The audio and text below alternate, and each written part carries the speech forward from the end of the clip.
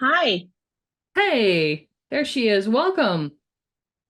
Hi. I didn't know if I was supposed to like start speaking, not start speaking.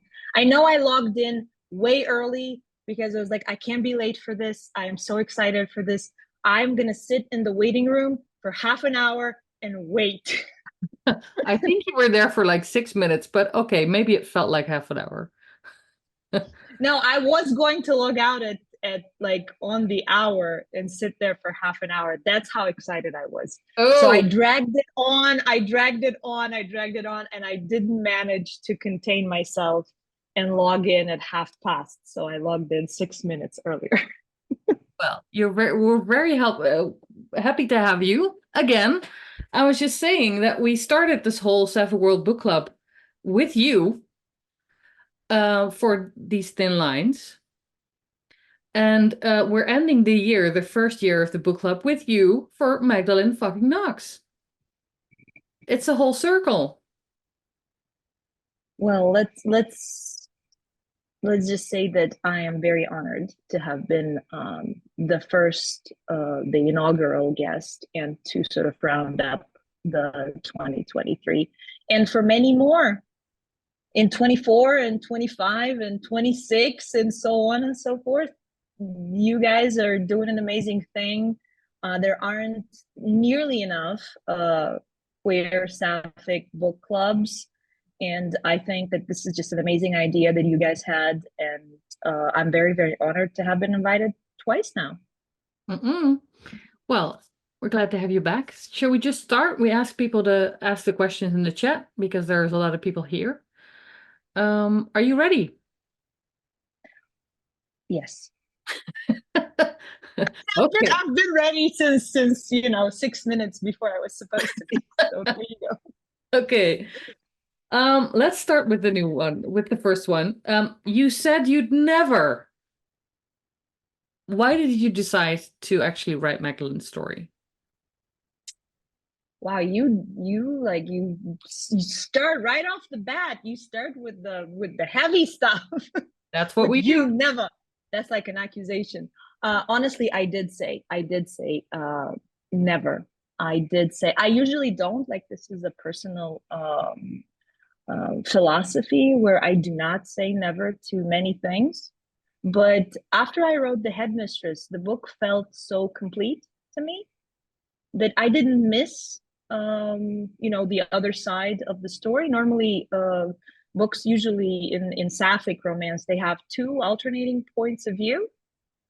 Not mine, but very many, the ones that I personally adore, have the alternating points of view.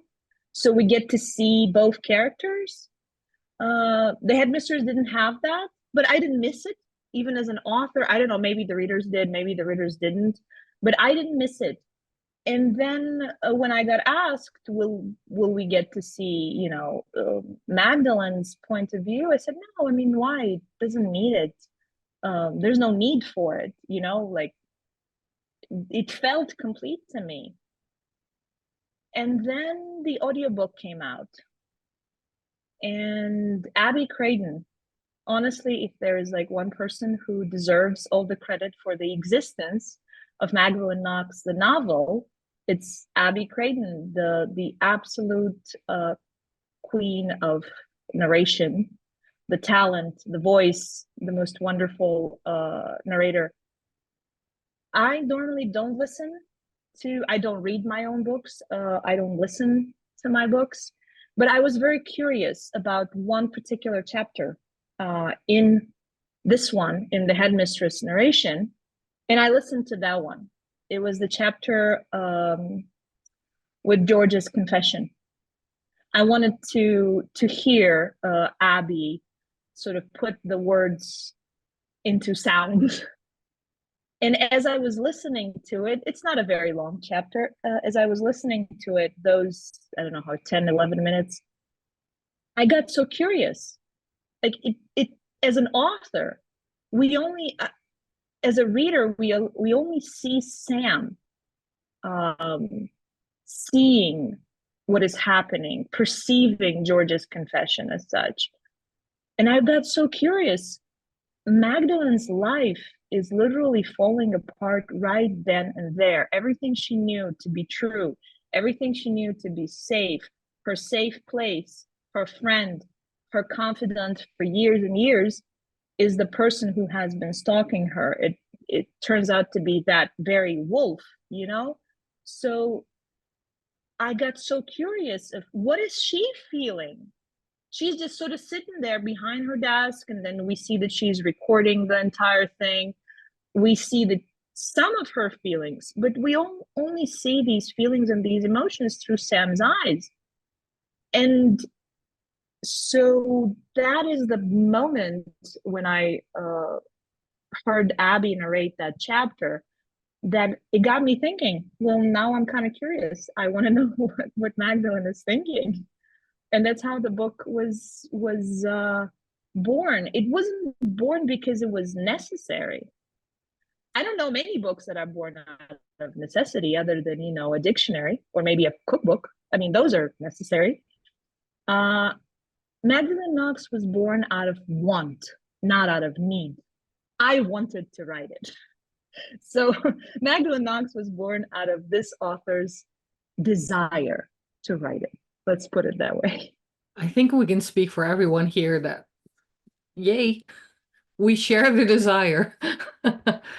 Thank you, Abby. Thank you, Abby.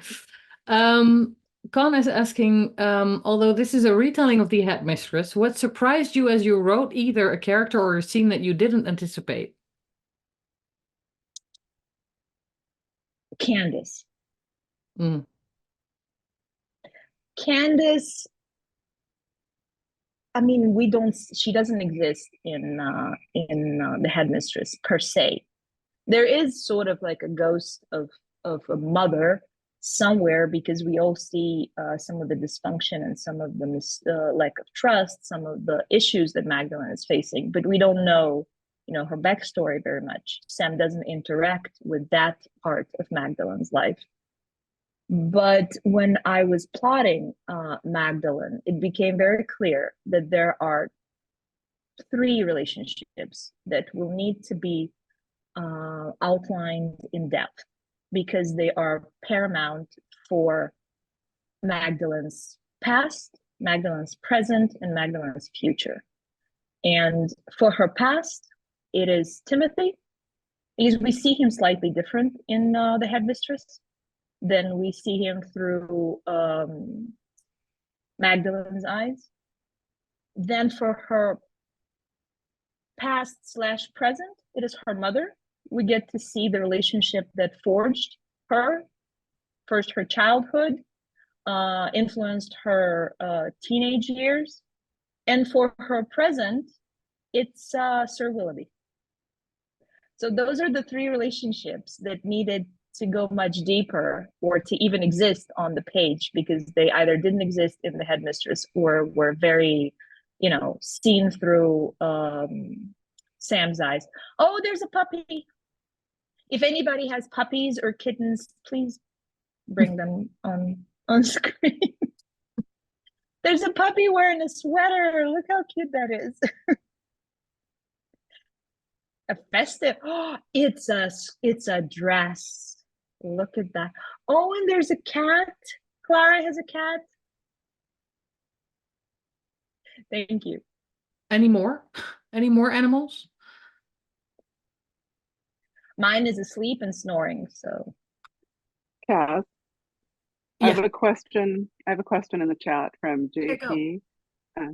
In Magdalene Nox, we find out that Magdalene recognizes her feelings as love even before Sam does. Was Magdalene falling for something you thought during writing The Headmistress, or was it only when you were fully in Magdalene's head that you realized that this is how it went? Magdalene was always the first to fall in love. Sam obviously doesn't see it, but it was always in my mind that she recognizes her feelings much sooner than Sam does, because Sam is such an complete, I wouldn't say novelty, but Magdalene has never dealt with anybody, not close to what Sam represents. I mean, Sam doesn't see herself, doesn't perceive herself at all as a force of nature that she is, as that fourth dragon, as, you know, she doesn't see herself as seductive or as beautiful or as gorgeous or as powerful as Magdalene sees her. I mean, Magdalene is swept off her feet by the very evening that they meet. Sam doesn't think that this woman even remembers her. Like when they have their first meeting in the headmistress, Sam's whole thought process is that I don't think she remembers me. And Magdalene is pretty much on her way to being completely seduced and enamored by poetry that Sam reads, that Sam recites to her. So Sam doesn't see herself as special, whereas Magdalene sees her as absolutely unbelievable and absolutely captivating from the very moment that they meet. So of course Magdalene would recognize her feelings, recognize how absolutely incredible this person is way before this doofus of a person recognizes it herself.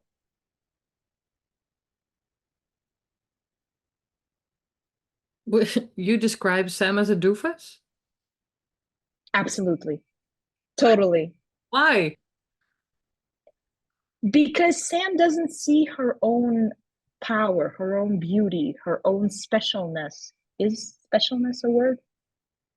It should be. If it isn't, it should be, because she is. She has all that specialness, all that scrumptiousness, all that yumminess of an absolutely delectable person who does not see herself as any of those things and only makes herself be even more attractive by not seeing, by not recognizing her own yumminess and scrumptiousness. But Magdalene sees all that right away, smart woman that she is. Hence, Sam is a little bit of a doofus, yes. And I mean it in like the absolute best way that doofusness can be represented. In the sweetest way possible. So, yes, are you a Magdalene or a Sam? I am neither. Absolutely neither. Safe answer. Magdalene and Sam are fiction characters. I am neither. Well, there must be some parts that are from you. I mean, they have to stem from something. I wouldn't say that I see myself in either of them. If you would have asked me, you know, out of all the characters in all of my books, maybe I'd be able to tell you other characters whom I see myself much better in, but not, I don't think, absolutely not Sam. Magdalene, no. she's way I mean, we as authors try to make characters to be as real as possible, because if they are entirely, you know, fake or too perfect or too you know, too gorgeous inside out, they're not believable. So of course we base characters on some real traits of real people, but I wouldn't identify myself with either Magdalene or Sam. So answer your own question. Which one from the McKay universe? Chiara, but only because I gave Chiara my ADHD and my dyscalculia. Jamie, not for any other reasons. Obviously not, you know, 5'11" and not a former supermodel. So no, only for her neurodiversity. Well, Jamie, do you have a question? do. I do. I have another one from USP. If Magdalene Nox, the book, was a Taylor Swift album, which album would it be? Lighten the mood a little bit after those questions, Mila. Ooh. You see, now I'm going to be like excommunicated from queerdom. I didn't discover Taylor until the pandemic. So for me, Taylor Swift was this singer who was super popular, but who I did not really encounter as such. So I didn't really know any of her albums prior to Folklore. And Folklore was the one, because it's so lyrical, and I tend to listen to music that has these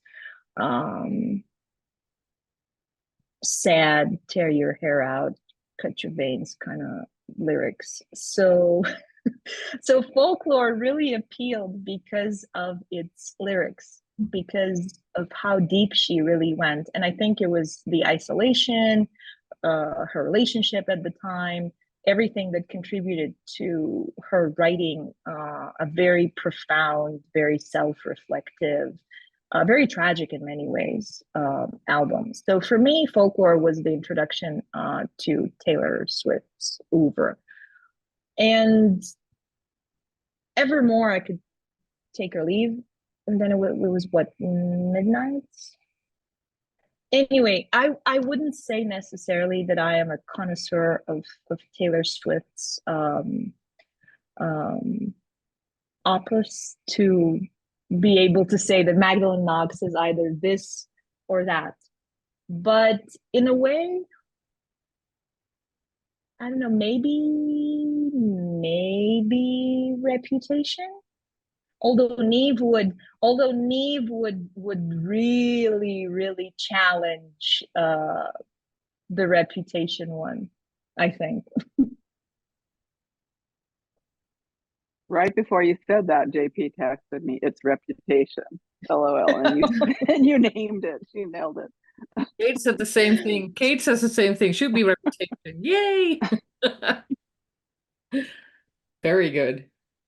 Let's see. Joanne wants to know, would you say you inhabit the characters you create? I wouldn't say inhabit, but you tend to live with them because, I mean, I write a book in something like 6 months. It usually takes around 6 months. But the ideas appear much prior to that, and especially if the idea is all consuming, and usually they come to you in the absolute most horrible time when you're just beginning to write something else. So you live with an idea through another book, through another draft, through another edit, through another release, and then you get to it like 6 months later. So you live with something for 12 months, and that is the person in your head.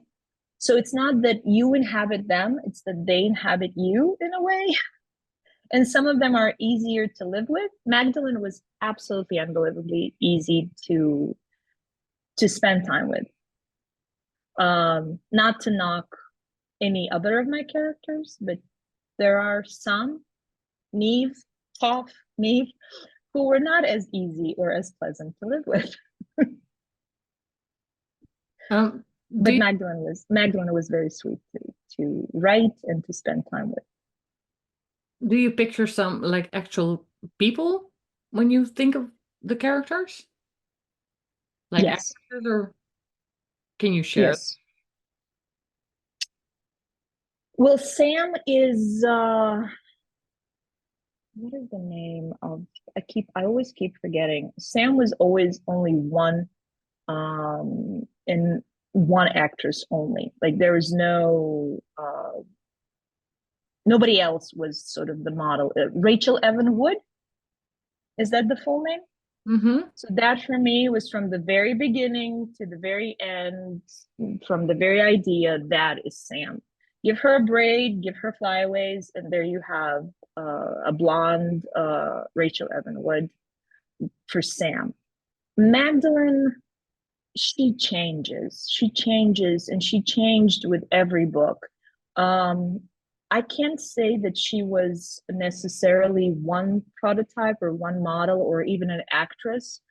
Readers have fan casted her with many actresses, and they DM'd me or they put it in their reviews or in their comments on Facebook that she is anybody from Vera Farmiga to Jessica Chastain. I'm sorry if I'm mangling the names of the actresses.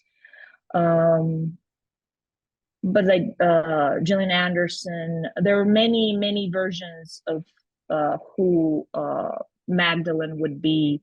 A redheaded Kate Blanchett, obviously, but then this is me, so everybody's Kate Blanchett. Like all the MCs are Kate Blanchett, even though there's only one MC who is actually Kate Blanchett in my head. So, and that is Vivian DeVore was written, conceptualized, and sort of brought to life as Kate Blanchett. So now you have to find the Hollywood studio to make that. Oh, absolutely. Such like a small thing, nothing to it. Oof. I would ask Neve. Let's see. JP wants to know, did you reread The Headmistress before writing Magdalene Nox? I listened because I wanted the voice in my head, and Abby is like absolutely the perfection of how I hear Magdalene's voice, so, and her thoughts. So I listened to the audiobook from start to finish to sort of get inspired and to hear Magdalene speak to me. This is a funny one. If all of your main characters from your books were to be in mortal danger and you could only save one, who would it be? Who would you save? Willoughby. Best. Of course, how I would say Willoughby. Like Willoughby, he's the star of the show. Not even Pinot. I think that lady would have the absolute guts, courage, brains, and charisma to save herself, and only herself. She would have started the fire, maybe. Probably. Probably. Jamie, do you have another question? I'm looking at the I do. JP US. Hold on, somebody just messaged in the meantime. I'd love for Milena to talk about the watch. It was an incredible piece of jewelry to use not only as a shackle, but somebody else, hold on, people are messaging me, but as a literal ticking time reminder of how long ago she left dragons. And I'd love to hear more about that decision. It was brilliant. When I was listening to the audiobook,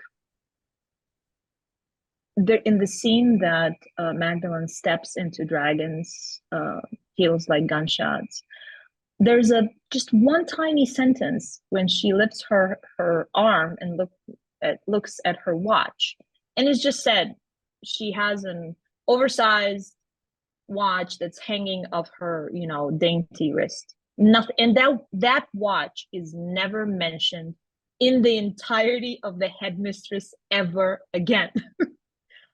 And I was talking just today to my editor, because we're editing another manuscript, and we were both thinking that as we write more books, as we edit more books, we grow as professionals, and we tend to learn from mistakes. And the watch in the Headmistress, technically, it's a mistake of a beginner author. You try to round up all the loose ends, and this is a loose end. This is a thread that hasn't, made it through the entire book. And so when I was listening to it, I was like, whoops, you see what you did here? this is not good. But at the same time, it gave me the idea that Sam wouldn't necessarily know anything about the watch. Sam wouldn't necessarily have the insight, and they weren't as close at the beginning. Maybe later, if the watch survived.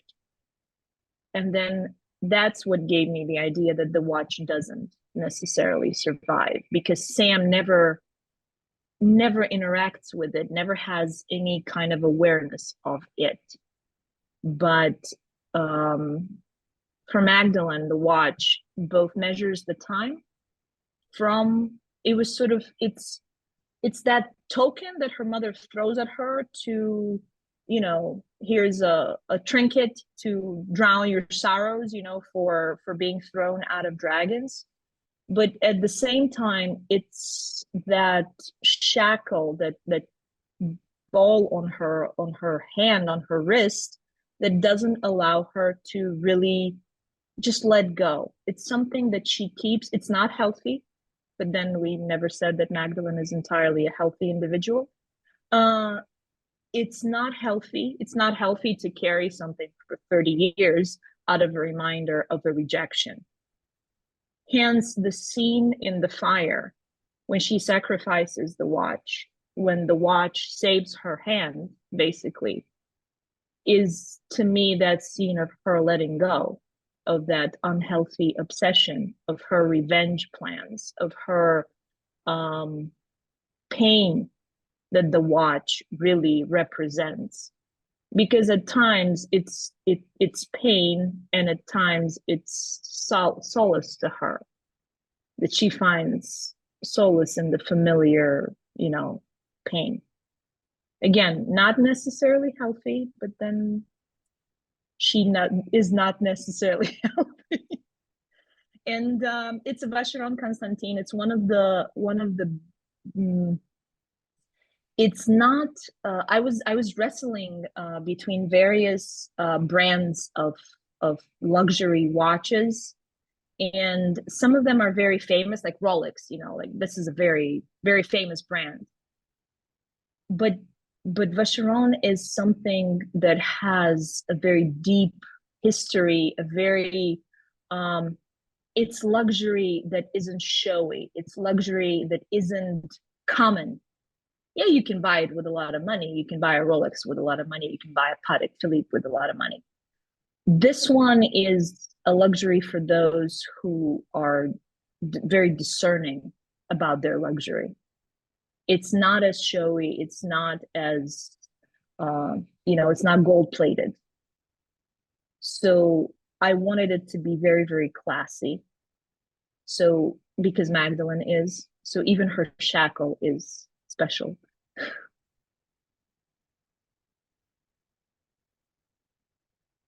Let's see. We're almost out of time. Should we do one more question? Do you have one, Jamie? I don't mind if there are questions. I don't mind staying. It's totally okay. If people want to stay, I can stay another half an hour. That's absolutely not a problem. If you guys want to stay.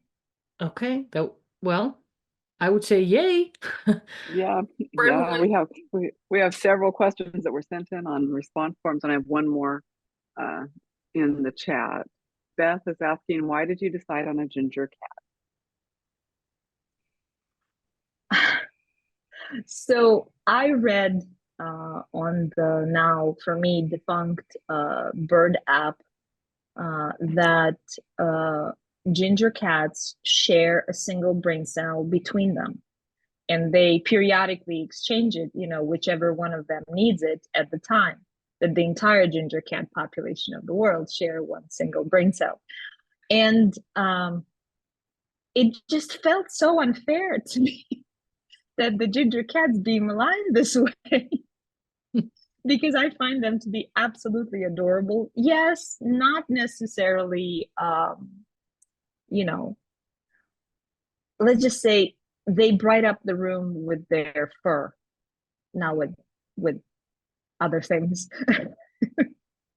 But it just felt unfair. It just felt unfair that ginger cats be maligned this way. So I wanted to write a ginger cat that would be absolutely superior and absolutely amazing. And the main character syndrome that Willoughby has is off the charts.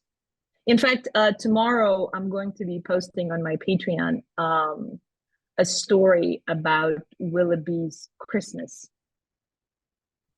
Magdalene and Sam are going away for their first Christmas holiday, and Willoughby gets a babysitter. I'm not going to divulge who it is, but you guys kind of can tell who it is. That she decides that she needs to be introduced to her only grandbaby. But don't call her a grandma. She's nobody's grandmother. Yeah, it's a Christmas story about Willoughby and Candace. Can't wait. Tomorrow. Cool. Let me see. We have one. Since you've now established the headmistress and Magdalene Nox is occurring about 15 years before A Whisper of Solace, might we expect a possibility of an older Magdalene and or Sam making cameos in the future McKay verse novels? I really, really hope so. I really, really hope so. The work in progress that I am working on right now is a dark academia book. Darkish. I mean, it depends how angsty I will go, and sometimes I tend to be a little angsty, just a tiny little bit angsty. And that in that setting, in that academia setting, I think that they would fit perfectly. And if I am to bring anybody else in that universe, it would be Magdalene and Sam, older. In fact, in the second epilogue, Sam kind of drops a hint about the future book about the dark academia college setting that I am planning to work on right now. So hopefully, fingers crossed. And it's not so much fingers crossed that it will not happen. I really hope it will happen, and I'm working on it. But the only problem that usually is that in the middle of working on something, I get a brand new idea, and that something gets shelved for this brand new idea. So let's hope there's no idea. Let's hope that the dark academia goes forward and I actually, start and finish. So is this the thing that's in editing already? No, it's in drafting. Oh, so there's another one coming up. When? How? Let's see. Hopefully. No, I don't want to give any sort of, it's next year. Obviously, I hope next year to put out, but then again, I was hoping to put out 3 books this year and it didn't happen. Only 2 saw the light of day. I really wouldn't want to, it's not so much to not jinx myself, but let me just under promise and over deliver versus over promise and under deliver. Hopefully next year we will see the dark academia see the light of day. There you go. All that wordplay. Wow. Okay, fingers crossed. Let's see. I have a long list more of questions. Jamie, do you have more? I just have some from the list that I was looking at. Yeah, go. Yeah. So now that you did Magdalene, that could be a double entendre, huh? Now that you did Magdalene, will you get more revisits from other characters? Arabelle, Audrey, Vivian? I have very tentative plans. Seriously, this is exactly what happened with These Thin Lines. I was writing an entirely different book, like absolutely book that had nothing to do with anything. And it was 30,000 words in. And then I had the idea of Chiara, and Chiara just wouldn't let me be. And then I had to stop that book. It's still at 30K. in my drafts folder and is just sitting there. And these thin lines got written. So again, I don't know if this is, me or the ideas or whatever, but things just happen.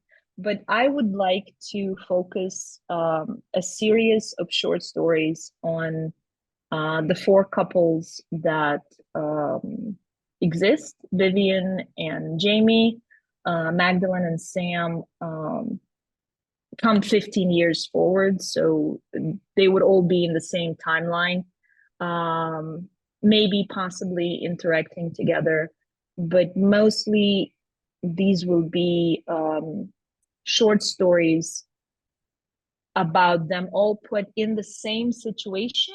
I don't want to give this away because the giving of it away will certainly jinx me, but they will all have to deal with the same issues. And I just wanted to see how the four different couples deal with the same issue differently.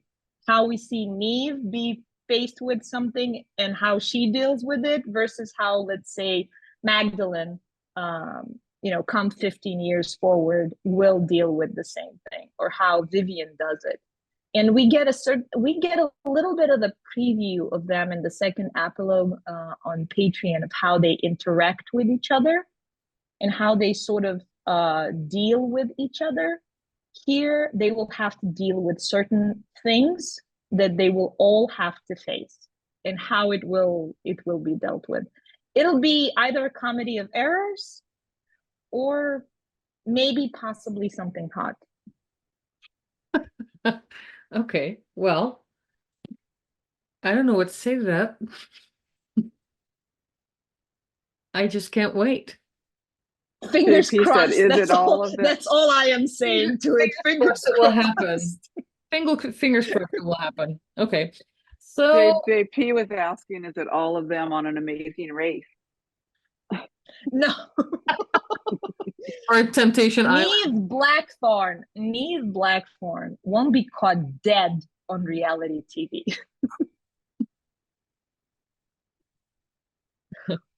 Maybe in Temptation Island or something. Do you have that there? I know what it is, but as Neve Blackthorn's agent, I'll have to decline. not even respectfully, because Neve wouldn't be. Well, maybe Audrey. Don't give Audrey any ideas. She's the only one who can make me do stuff. See? Temptation Island, Audrey. Go. Do it. Could be fun. Okay. Serious question. Which authors do you look up to? Anna Burke, Claire Ashton, Virginia Black.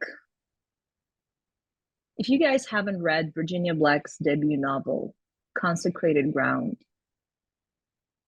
I am in awe.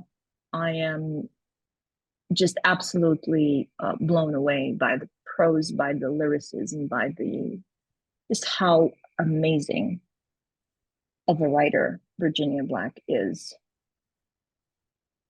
And my two sort of authors that I read everything, no matter what they would write, grocery lists, I would buy them, read them, put them on my shelf. It's Anna Burke and Claire Ashton. Anything they can write. And I'm so fortunate that both of them write very diverse books in terms of genres. There's mystery, there's suspense, there's fantasy, there's steampunk sort of, there's romance. I just absolutely adore both of them. Hats off, huge respect. Who else? I guess these three would be my absolute top three current author obsessions. So is there so what do you do when you get stuck writing? Like not like there's another idea steam Right through it. the other one? I'm actually teaching at the GCLS Writing Academy. Next Saturday, I'm teaching a class on how to overcome a writer's block. Oh, wow. And you guys get a preview since you asked this question. You write through it.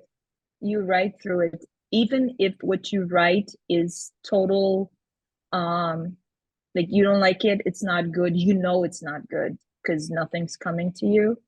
At least for me, I mean, there's so many ways of working through a writer's block, and there's no one answer that fits everybody because everybody's creativity is extremely individual, and we tend to work through things completely differently. Some benefit from stepping away, leaving entirely, writing something else, or not writing at all because their heads are either empty of ideas or so full of ideas. For me, it's the discipline and the routine of writing. Even if I know that what I'm writing is complete garbage and it will never make it into the book, it has to be written. It has to be poured on the page until it's, you know, what's blocking the decent stuff, because if it's good is questionable, but until what's blocking the decent stuff is pouring after it. So for me personally, it's to persevere, to keep writing, to not step away from the page for too long. But for others, it can be not writing. For others, it can be something entirely different. I just sit there, button the chair, fingers on the keyboard, and just power through it. It can take days. It can take, I've never had, touch wood, oh my God, now I'm going to jinx myself. I never had it be longer than a few weeks where nothing good came. But I tended to power through it, to just, no matter how long it be, 20 minutes, 30 minutes, an hour, just sit there and write. Even if you write, Magdalene Nox is so beautiful and Sam is such a doofus, and you write it over and over and over again, you just keep writing. That's for me. That's a good one. I have a question here. All of your characters have multiple layers. They are full-blown actual human beings. How are you able to write people that are not like yourself in such a believable way? Are you secretly a shrink? I'm a lawyer. It's worse. I don't know. I think this is a compliment of the highest order, that my characters are human, that the readers perceive them as fully humane, as somewhat real. You know, I find it to be incredibly fulfilling and incredibly amazing that readers see them as, you know, full-fledged humans.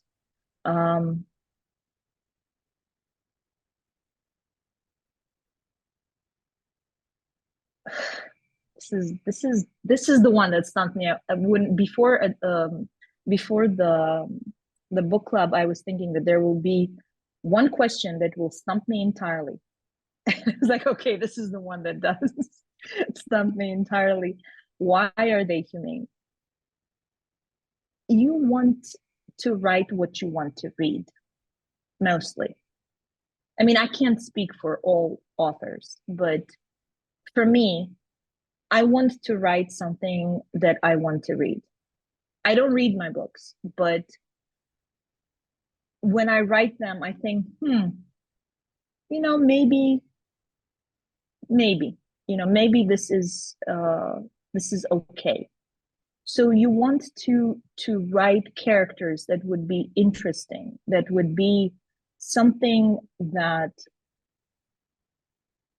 are memorable, something that is memorable, something that is identifiable to a certain degree. Hopefully not the bad ones. So maybe that you try to make them as real as possible. There is nobody as interesting as real human beings. I have never yet read a character in a book that would be more interesting than a real human to me. And in my 15 years as an international human rights lawyer, as a project manager, as a person who has worked in everything from HIV/AIDS prevention to domestic violence, rape and sexual assault and trafficking in persons, I have met scores and scores of women who have been through the worst of it, women who have been through the best of it, women who have achieved the absolute pinnacle in their careers, women who have broken through all the glass ceilings and the cement ceilings too, and through the roofs and through attics, and showed the world what they can do, and women who have touched the absolute bottom of the ocean, whose life really, really did a number on them that nobody ever deserves. So I have never met a character who'd be more interesting to me than a real live woman.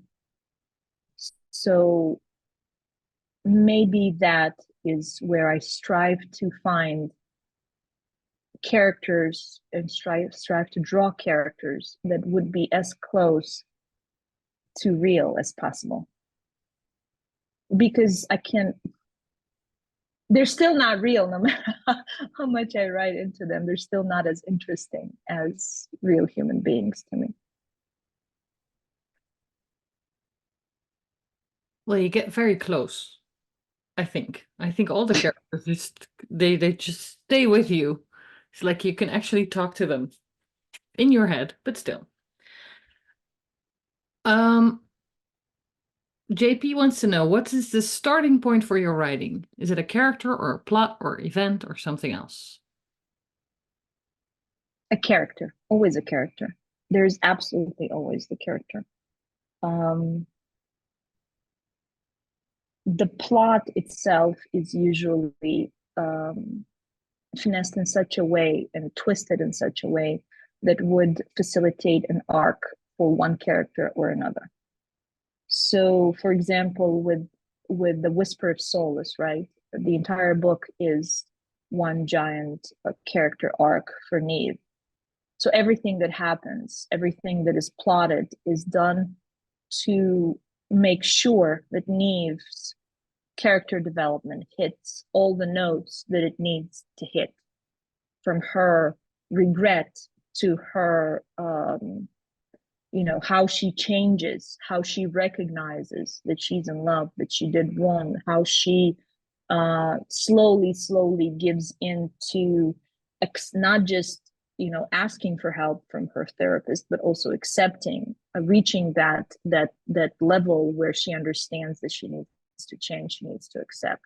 So all the plot points in Solace, absolutely everything that happens to poor Audrey happens in such a way that it shapes Neve's character arc.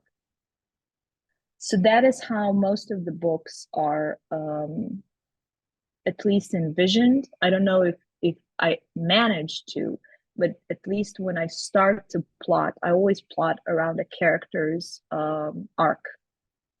Be it both characters, like in These Thin Lines, everything that happens is in facilitation of both Kiara and Vi's character growths. And in the current work in progress, it's also to encourage both characters to grow and to develop and to reach a certain point where they're better people, better together, but also better alone. So it starts with a character, and the plot is just a tool, basically, to tell the story of these characters. And make them evolve to where you want to have them. Yes. Yes. Okay. I heard make them evil, and I'm like, No. wow, Evil. I'm that's what sorry. floats your boat. No. I'm sorry, my English sucks, but evolve. No, it doesn't. It was just an audio thing. It was just Yeah. my Nice escape. Jamie, you got more?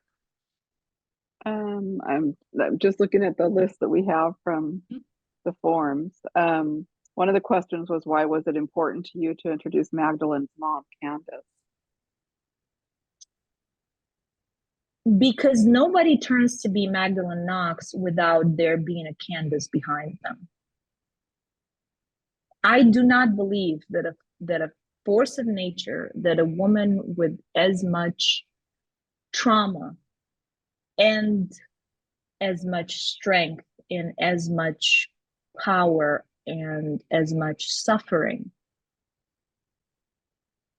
and loneliness and need for human connection grows out of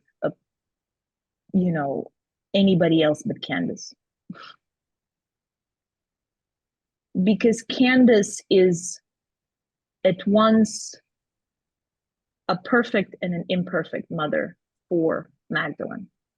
We learn that she's neglectful and selfish, but at the same time, nobody in 46 years until Magdalene met Sam, nobody defended and protected and literally ruined people for Magdalene, in Magdalene's name, for transgressions big or small. So I found Candace to be fascinating in the fact that she wouldn't invite Magdalene to her wedding,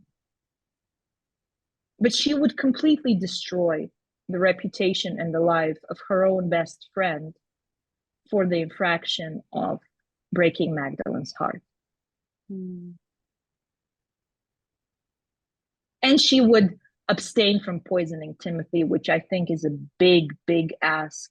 Like, you can tell she really wants to. You can tell it's something that abstaining from costs her a lot. And she's only abstaining because Magdalene likes him.